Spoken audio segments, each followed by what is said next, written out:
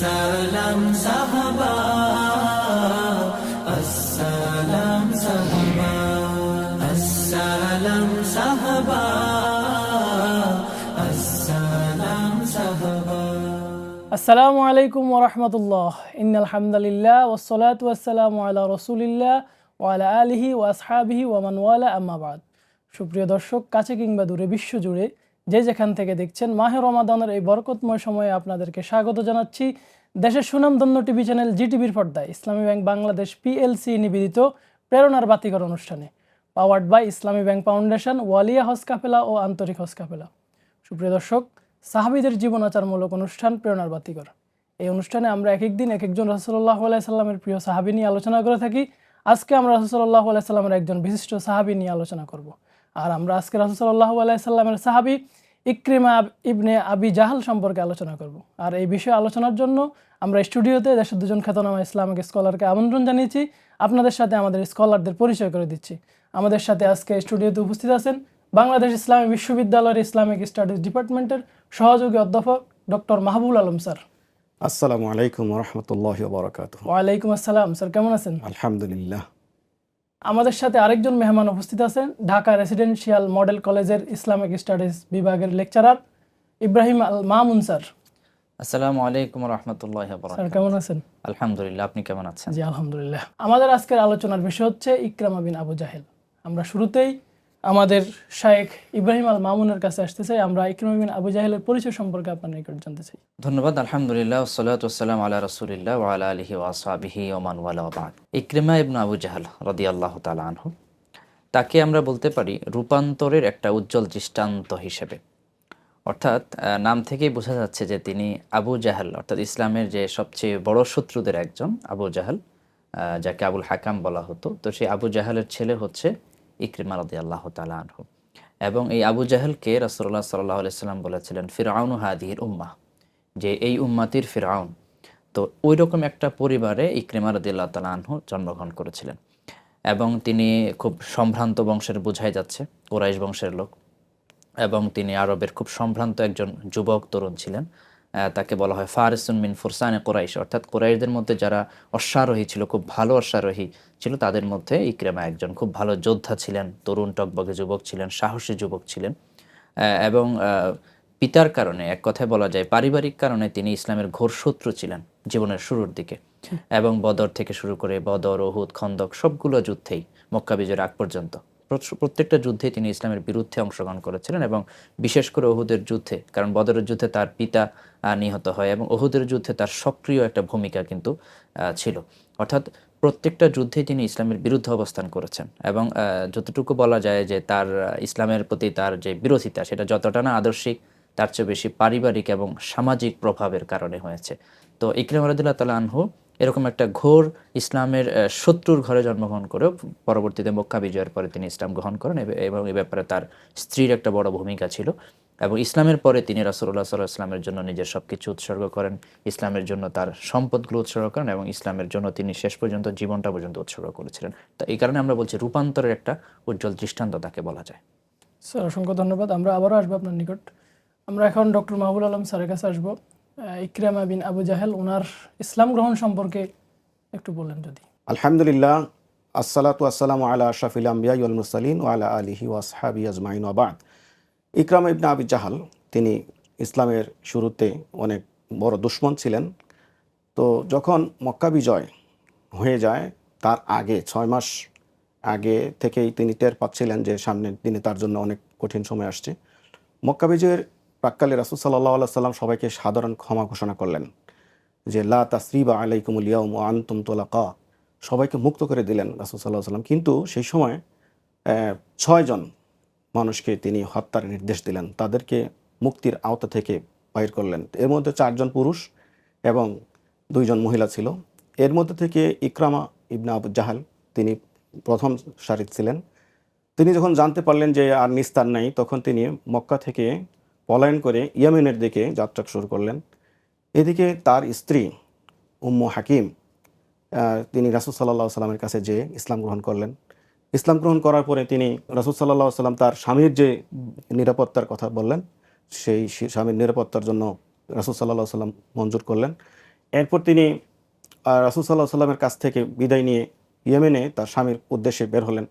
সেখানে তিনি গেলেন, যাইতেছিলেন। ওইদিকে তিনি ওই একটা সমুদ্র পাড়ি দিতে হয়, সেখানে এক মাঝির সাথে তর্ক বিতর্কে লিপ্ত হয়ে গেলেন। এর মধ্যে মাঝি তাকে বলতেছেন যে তুমি সত্যবাদী হয়ে যাও। তো ইকরামা বললেন যে কিভাবে আমি সত্যবাদী হব, আমি সত্যের মধ্যেই আছি। বললেন যে না, সত্য হচ্ছে এই সাক্ষ্য দেওয়া যে আশহাদু আল্লা ইলাহা ইল্লাল্লাহ। তখন তিনি বললেন যে আমি তো এই জন্যই সেখান থেকে পলায়ন করে আসছি। তো তখন তিনি এই কথা বলতে বলতেই ইতিমধ্যেই ইকরামার স্ত্রী উম্মে হাকিম সেখানে উপস্থিত হলেন এবং রাসূল সাল্লাল্লাহু আলাইহি সাল্লামের পক্ষ থেকে যে তার নিরাপত্তার কথা এই ঘোষণা দিলেন, তখন তাকে সাথে করে নিয়ে মক্কার উদ্দেশ্যে রওনা হলেন। ইতিমধ্যে রাসূলুল্লাহ সাল্লাল্লাহু আলাইহি সাল্লাম সাহাবীদেরকে নিয়ে কথা বলতেছিলেন। তো বললেন যে তোমাদের জন্য একটা সুসংবাদ আছে, যে ইকরামা তার কুফরি ত্যাগ করে ইসলামের দিকে আসছে। তবে তোমরা তার পিতার সম্পর্কে কোনো কিছু বলবে না, তাকে গালি দিবে না। কারণ গালি দিলে যারা জীবিত আছে তাদের মনে কষ্টের উদ্রেক হয়, আর যারা মৃত্যুবরণ করেছে তাদের কোনো কানে পৌঁছে না এই সংবাদ। তো এটা বলতে বলতে কিছুক্ষণ পরেই ইকরামা এবং তার স্ত্রী সহ রাসূল সাল্লাল্লাহু আলাইহি সাল্লামের কাছে উপস্থিত হলেন। তখন রাসূল সাল্লাল্লাহু আলাইহি সাল্লামের কাছে যে বললেন যে আমার স্ত্রী তো বলেছেন যে আপনার কাছে নিরাপত্তা, আমার নিরাপত্তা আপনার কাছে চেয়েছে, আপনি কি সঠিক বলেছেন? তখন তিনি রাসূল সাল্লাল্লাহু আলাইহি সাল্লাম বললেন যে হ্যাঁ, তিনি সঠিক বলেছেন। এরপরে তিনি রাসূল সাল্লাল্লাহু আলাইহি সাল্লামের কাছে সুপর্দ করলেন নিজেকে, তার অপরাধ কর্মগুলোকে। তখন রাসূল সাল্লাম তাকে দাওয়াত দিলেন, ইসলামের যে সমস্ত মৌলিক বিষয়গুলো আছে সেই মৌলিক বিষয় সম্পর্কে তাকে অবহিত করলেন।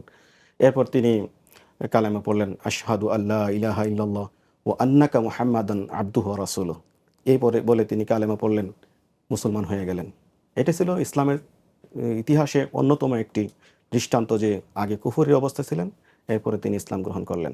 ইসলাম গ্রহণ করার পরে তার মধ্যে একটা অনুশোচনা জাগ্রত হয়েছিল যে রাসূল সাল্লাল্লাহু আলাইহি সাল্লামের কাছে যে আমি যে পূর্বের যে সমস্ত অপরাধ কর্মগুলো করেছি সেগুলো কি ক্ষমা হয়েছে কিনা। রাসূল সাল্লাল্লাহু আলাইহি সাল্লাম আল্লাহর কাছে দোয়া করলেন ইকরামার জন্য যে আল্লাহ তো তার পূর্বের সমস্ত গুনাহ খাতা মাফ করে দাও। এইভাবে এই কথা শুনে ইকরামা অনেক খুশি হয়ে গেলেন। এটা ছিল প্রাথমিক একটা অবস্থা। যে এমনকি ইকরিমাকে যখন সে ইসলাম গ্রহণ করলো, তার পিতা ইসলামের দুশমন ছিল, সেও মানে ইসলাম গ্রহণের পূর্বে ইসলামের বিরুদ্ধাচরণ ছিল।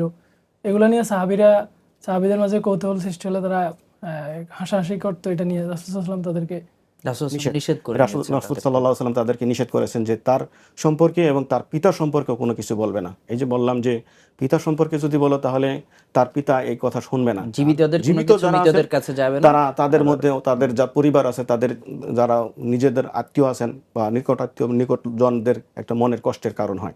এই জন্য রাসূল সাল্লাল্লাহু আলাইহি ওয়াসাল্লাম তাদেরকে নিষেধ করেছেন সাহাবীদেরকে যে হাস্যরস করা যাবে না তাদেরকে নিয়ে, বিশেষ করে আবু জাহলকে নিয়ে। স্যার আমরা আবারও আসবো আপনার নিকট। আমরা এখন ইব্রাহিম আল মামুন স্যারের নিকট আসতে চাই। ইকরিমা ইবনে আবি জাহাল তিনি ইসলাম গ্রহণের পূর্বে ইসলামের বিরুদ্ধাচরণ করেছেন, তার পিতাও ইসলামের দুশমন ছিল। তো ইসলাম গ্রহণের পর মানে ইসলাম পরবর্তী জীবনে ইসলামের জন্য তার কি কি ভূমিকা ছিল? এখানে একটা বিষয় বলতে পারি, সেটা হচ্ছে ইকরিমা রাদিয়াল্লাহু তাআলা আনহু যখন ওই ইয়ামান থেকে আসছিলেন, সমুদ্র সফরের কথা স্যার উল্লেখ করেছেন, সেখানে ওই যে সমুদ্রের মাঝির সাথে কিছু কথোপকথন হয়েছে এবং একটা পর্যায়ে সমুদ্রে ঝড় উঠেছিল। সিরাতের কিতাবগুলো, তারিখের কিতাবগুলোতে এসেছে। তখন সবাই বলছিল দাউল্লাহ, সবাই বলছিলেন যে আল্লাহকে ডাকো, আল্লাহকে ডাকো, আল্লাহ ছাড়া কেউ এখানে বাঁচাতে পারবে না। তখন ইকরিমা বলছেন যে লা ইউনাজ্জিনি ফিল বাহরি ইল্লাল্লাহ ফামা ইউনাজ্জিনি ফিল বাররে গায়রুহু, যে আল্লাহ যদি আমাকে সমুদ্রে, আল্লাহ ছাড়া কেউ বাঁচাতে না পারেন, তাহলে সমুদ্রের পরে জল মানে স্থলভূমিতেও আমাকে আল্লাহ ছাড়া কেউ বাঁচাতে পারবে না। এটা একটা টার্নিং পয়েন্ট ছিল তার ইসলামের প্রতি আসার। এরপরে তিনি যখন আসেন রাসূলুল্লাহ সাল্লাল্লাহু আলাইহি ওয়াসাল্লামের কাছে, রাসূল সাল্লাল্লাহু আলাইহি ওয়াসাল্লাম তাকে উঠে গিয়ে অভিবাদন জানিয়েছেন, মারহাবাম বির রাকিবিল মুহাজির, যে হ্যাঁ, হিজরতকারী আরোহণকারীর জন্য আল্লাহ রাসূল বলেন অভিবাদন, মারহাবা মারহাবা। তো এরপরে পরবর্তীতে তিনি রাসূলুল্লাহ সাল্লাল্লাহু আলাইহি ওয়াসাল্লামের কাছে ক্ষমার যে বিষয়টা সেটা উপস্থাপন করলেন যে আল্লাহ আমাকে ক্ষমা করবেন কিনা। রাসূল সাল্লাল্লাহু আলাইহি ওয়াসাল্লাম বলেছেন হ্যাঁ, কারণ রাসূল সাল্লাল্লাহু আলাইহি ওয়াসাল্লাম একটা বিখ্যাত কথা আমরা সবাই জানি, আল ইসলামু ইয়াহদিমু মা কানা ক্বাবলা, ইসলাম তার পূর্বে সব কিছু ক্ষমা করে দেন। তো প্রথমেই উনি ক্ষমার নিশ্চয়তাটা নিয়েছেন ইসলাম গ্রহণের পরপরই। এরপরে তিনি আরও একটা কথা বলেছেন যে আমি ইসলামের আগে ইসলামের বিরুদ্ধে যত যা ব্যয় করেছি তার চেয়ে দ্বিগুণ আমি ইনশাআল্লাহ ইসলামের জন্য ব্যয় করব। এবং ইসলাম পরবর্তী সময় দেখা যায় যে বাস্তবে সেরকমই ঘটেছিল। এবং তিনি মক্কা বিজয়ের যে পরবর্তী সময়গুলো সেখানে যতগুলো যুদ্ধ হয়েছে সেখানে তিনি অংশগ্রহণ করেছেন। হযরত আবু বকর রাদিয়াল্লাহু তাআলা আনহুর সময় ইয়ামামার যুদ্ধ হয়েছে, সেখানে তিনি অংশগ্রহণ করেছেন খুব ভালোভাবে। তারপরে সিরিয়ার যে যুদ্ধ, ইয়ারমুকের যুদ্ধ, এই যুদ্ধগুলোতে তিনি অংশগ্রহণ করেছেন এবং বলা হয়ে থাকে যে তিনি 13 হিজরিতে সিরিয়াতে যুদ্ধাভিযানে থাকার সময় তিনি মূলত যুদ্ধেই তিনি শাহাদাত বরণ করেন। কোন যুদ্ধে সেটা নিয়ে ঐতিহাসিকদের একাধিক মত রয়েছে। কেউ বলছে ইয়ারমুকের যুদ্ধ, কেউ অন্য একটা যুদ্ধের নাম বলেছেন। ইয়ারমুকের যুদ্ধের কথা ইয়ারমুকের যুদ্ধটাই বেশি বলা হয় এবং তিনি শাহাদাত বরণ করেছেন। তার শরীরে অনেক অসংখ্য ক্ষতের দাগ ছিল তার শরীরের মধ্যে, অর্থাৎ এতটা বীর বিক্রমে তিনি যুদ্ধ করেছেন। আর তিনি খুব ভালো অশ্বারোহী ছিল, এটা আমরা শুরুতেই বলেছি। অর্থাৎ যে ইসলামের জন্য তিনি এতটা শত্রুতা পোষণ করেছিলেন, যে ইসলামের এতটা বিরোধিতা করেছিলেন, সেই ইসলামের জন্য একটা সময় তিনি তার পুরো জীবনটাকে বিসর্জন দিয়ে ত্যাগ করেছেন এবং এত বেশি পরিমাণ মানে ক্ষতের সংখ্যা ছিল তার শরীরে, যেটা ঐতিহাসিকগণ বিভিন্নভাবে উল্লেখ করেছেন। জি স্যার, আপনাকে ধন্যবাদ। আমরা ডক্টর মাহবুবুল আলম স্যারের কাছে আসবো এখন। উনি তো রাসূল সাল্লাল্লাহু আলাইহি সাল্লামের সাথে ইসলাম গ্রহণ করার পরে সকল যুদ্ধে অংশগ্রহণ করেছেন। তো এই যুদ্ধ অভিযান সম্পর্কে যদি আপনি একটু বলতেন। ইকরাম ইবনে আবি জাহাল তিনি রাসূল সাল্লাল্লাহু আলাইহি সাল্লামের মক্কা বিজয়ের পরে তো তিনি ইসলাম গ্রহণ করলেন এবং এর পরবর্তীতে যেগুলো যুদ্ধ মানে অনুষ্ঠিত হয়েছে সেখানে তিনি অংশগ্রহণ করেছেন। সবচেয়ে বড় যেটা, তিনি পূর্বের যে সমস্ত অপরাধগুলো করেছেন, তিনি সম্মুখ সারিতে রাসূল সাল্লাল্লাহু আলাইহি সাল্লামের বিরুদ্ধে তিনি যুদ্ধ অংশগ্রহণ করেছেন এবং রাসূল সাল্লাল্লাহু আলাইহি সাল্লামের বিরুদ্ধে নানা ধরনের অপবাদ তিনি দিয়েছেন। এবং এটা হওয়ার কারণ হলো যে আবু জাহাল তার পুত্র হওয়ার কারণে। অথচ সেই সময়কার আরও যে সমস্ত সাহাবীরা ছিলেন তাদের মধ্যে থেকে আব্দুর রহমান ইবনে আউফ রাদিয়াল্লাহু তাআলা আনহু, মুসাব ইবনে উমাইর রাদিয়াল্লাহু তাআলা আনহু সহ এই সাহাবীরা কিন্তু আগেই ইসলাম গ্রহণ করেছিলেন। কিন্তু এটা হতে পারতো ইকরামাও সেই সময় গ্রহণ করতে পারতেন, কিন্তু তার পিতার কারণে এটা সম্ভব হয়ে ওঠেনি। তো পিতা এই আবু জাহাল ইসলামের চরম এবং পরম দুশমন হওয়ার কারণে ওই আসরটা ওই সময়ে ইসলাম গ্রহণের আগ পর্যন্ত তার মধ্যে ছিল। পরবর্তীতে যখন তিনি ইসলাম গ্রহণ করে রাসূল সাল্লাল্লাহু আলাইহি সাল্লামের সাহচর্য পেলেন, তখন তার পূর্বের সকল ভুল বুঝতে পেরে তিনি একেবারে নিবেদিত প্রাণ হয়ে গেলেন। তিনি একেবারে তাহাজ্জুদ গুজার হয়ে গেলেন, তিনি একাধারে অশ্বারোহী হয়ে গেলেন, তিনি একাধারে কি বলে ইসলামের জন্য যে সমস্ত দানশীলতা এগুলোর প্রতি তিনি নজর দেওয়া শুরু করে দিলেন। এখানে একটা হাদিস আমরা বলতে পারি যে খিয়ারুকুম ফিল খিয়ারুকুম ফিল ইসলাম, যেটা ওমর রাদিয়াল্লাহু তাআলা সম্পর্কে বলা হয়েছিল, সেটা ইকরামা ইবনে আবি জাহালের ক্ষেত্রেও এই কথাটা প্রযোজ্য। যে পূর্বেও তিনি অনেক ইসলামের বিপক্ষে যেভাবে অংশগ্রহণ করেছেন, পরেও তিনি ইসলামের পক্ষে অংশগ্রহণ করেছেন। বিশেষ করে ইয়ারমুক এর যুদ্ধে তিনি অংশগ্রহণ করেছেন এবং আরও যে সমস্ত পূর্বে পর যুদ্ধ রয়েছে প্রত্যেকটা যুদ্ধেই তিনি সক্রিয়ভাবে অংশগ্রহণ করেছেন। এবং তার ভেতরে একটা সবসময় অনুশোচনাই ছিল যে আমি পূর্বের যে সমস্ত অপরাধ করেছি সেগুলো কাফারা হিসেবে আমি আর কোনো কিছুতে এখান থেকে সরে যাব না। সেগুলোতে তিনি নিবেদিত প্রাণ হয়ে সক্রিয় অংশগ্রহণ করে ইসলামের খেদমত করেছেন। স্যার ধন্যবাদ। আমরা একটি বিরতি যাচ্ছি, বিরতির পর আবার আপনাদের নিকট শুনব। সুপ্রিয় দর্শক, সময় হলো একটি বিরতির পর আমরা আবারও ফিরবো। ততক্ষণে আমাদের সাথে থাকুন। সুবহানাল্লাহি ওয়া বিহামদিহি, সুবহানাল্লাহিল আযীম।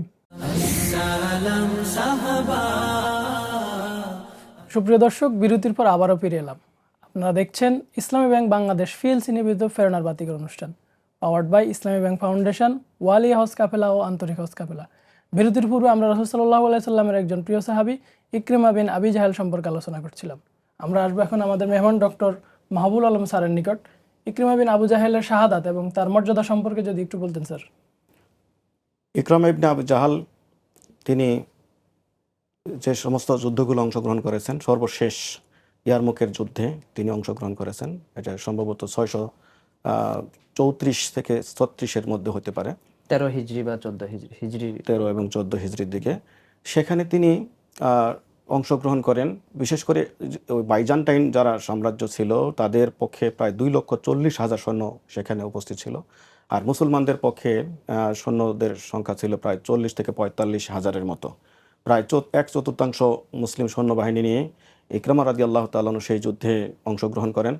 এবং সেই যুদ্ধে যখন তিনি খুব ক্ষিপ্র গতিতে অগ্রসর হচ্ছিলেন, সেই সময় খালিদ ইবনে ওয়ালিদ এই যুদ্ধের সেনাপতি ছিলেন। তো খালিদ তাকে থামিয়ে দিয়ে বলতেছেন, ইকরামা এত করো না, যে মানে ভাষাটা এরকম যে তাড়াহুড়া করো না, তোমার অবর্তমানে ইসলামের জন্য অনেক বড় ক্ষতি হয়ে যাবে। তো তিনি তখন খালিদ ইবনে ওয়ালিদকে বলতেছেন যে না খালিদ, এই কথা আমাকে বলো না, কারণ তুমি আমার আগে ইসলাম গ্রহণ করেছ এবং আমি যে কাজগুলো করেছি অতীতের রাসূল সাল্লাল্লাহু আলাইহি সাল্লামের সাথে সম্মুখ যুদ্ধ করেছি, সেই যুদ্ধ থেকে কাফফারা স্বরূপ আমাকে সামনে অগ্রসর হতে হবে। এই কথা বলে তিনি সামনের দিকে অগ্রসর হলেন এবং যুদ্ধে আহত হলেন। এই যুদ্ধে অনেকগুলো সাহাবী আহত হয়েছিলেন। তাদের মধ্যে আয়াশ ইবনে আবি রাবিয়া এবং হারিস ইবনে হিশাম এইরকম অনেক বড় বড় সাহাবী শাহাদাত বরণ করেছিলেন। তারা আহত হয়ে কাতরাতেছিলেন এবং পানি পিপাসায় ছটফট করতেছিলেন। তো সেই সময় পানি প্রার্থনা করলে একজন পানি এনে দাঁড়িয়েছেন হারেসের কাছে, হারেস ইবনে হিশামের কাছে। তখন তিনি পানি পান করবেন, এমত অবস্থায় দেখতেছেন যে ইকরামা তিনি আমার দিকে তাকিয়েছেন। তখন তিনি ইকরামাকে পানি দেওয়ার জন্য তাকে বললেন যে তুমি ইকরামাকে দাও। ইকরামা যখন পানি পান করতে যাবেন, গ্লাস নিচ্ছেন, তখনই দেখতেছেন যে আয়াশ ইবনে রাবিয়া তিনি তার দিকে তাকিয়ে আছেন ইকরামার দিকে। তখন বললেন যে আমার চেয়ে তার বেশি প্রয়োজন, তাকে পানি দাও। এইভাবে যখন আবার প্রথম জনের কাছে নিয়ে গেছে, যাই দেখেছেন তিনি শাহাদাত বরণ করেছেন, অর্থাৎ তিনি শেষ নিঃশ্বাস ত্যাগ করেছেন। এইভাবে পরপর সবার কাছে আসার পরে দেখা গেল যে প্রত্যেকেই শাহাদাত বরণ করেছেন। সেই যুদ্ধেই ইকরামা ইবনে আবি জাহাল শাহাদাত বরণ করেন এবং ইসলামের জন্য সবচেয়ে বড় তার জীবন কোরবান করে দিয়েছেন শাহাদাতের মাধ্যমে। স্যার ওনার মর্যাদা সম্পর্কে যদি একটু বলতেন। তিনি রাসূল সাল্লাল্লাহু আলাইহি ওয়াসাল্লামের মর্যাদাপূর্ণ একজন সাহাবী ছিলেন, এই অর্থে যে বিশেষ বিশেষ যুদ্ধগুলোতে তিনি সবগুলো যুদ্ধগুলোতে অংশগ্রহণ করেছেন। এই যুদ্ধগুলোতে অংশগ্রহণ করার মাধ্যমে রাসূল সাল্লাল্লাহু আলাইহি ওয়াসাল্লাম অন্যান্য সাহাবীদের সামনে তিনি তার মর্যাদা সম্পর্কে তুলে ধরেছেন। এবং সবচেয়ে বড় হলো যে রাসূল সাল্লাল্লাহু আলাইহি ওয়াসাল্লাম তার জন্য দোয়া করেছেন।